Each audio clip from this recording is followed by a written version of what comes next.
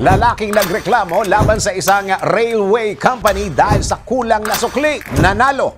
Makalipas ang 22 taon, sa buhay may mga pagkakataong pinapalampas na lang natin ang ilang maliliit na pagkakamali, lalo na kung hindi naman ito worth it. Pag-aksayahan ng oras at pagod.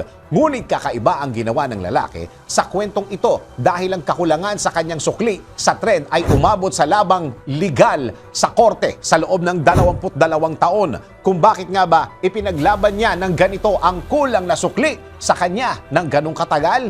Ito po yung kwento. Isang 66 anyos na abogado mula sa India na kinilalang si Tungnath Chaturvedi ang naging matagumpay sa kanyang ipinaglalaban kontra sa isang railway company sa loob ng 22 taon. Ayon sa report, bumili umano ng 2 train tickets si Tungnath sa isang istasyon. Ngunit nang magbayad siya ay kulang umano ng 20 rupees o nasa halos 12 pesos ang isinukli sa kanya. Agad na nagreklamo si Tungnath sa clerk ng istasyon pero hindi umano siya pinansin nito.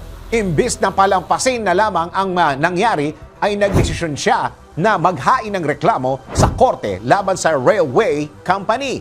Ayon kay Tungnath, hindi ito tungkol sa pera kundi tungkol sa usapin ng prinsipyo. Ngunit hindi naman naging madali ang kanyang pakikipaglaban dahil sa sistema ng korte sa India kung saan pinagpapasapasahan ang kaso sa iba't ibang hukuman. Nagkaroon pa ng mga delays at paulit-ulit na hearing sa loob ng mahabang panahon hanggang sa mismong mga kaibigan at pamilya niya ang nagsabing tigilan na ang pagsasampa ng reklamo. Hindi naman natinag si Tungnath dahil sa wakas, makalipas ang 22 taon, nagdesisyon ng korte at umayon sa kanyang pabor. Sa huli, binayaran siya ng nasabing railway company ng 1.3 lakh rupees o nasa mahigit 80,000 pesos na higit pa sa hinihingi niyang sukli doon sa clerk ng istasyon. Ayon umano kay Tungnath, hindi naman mababayaran ng kumpanya ang oras at lakas na kanyang iginugol sa kaso.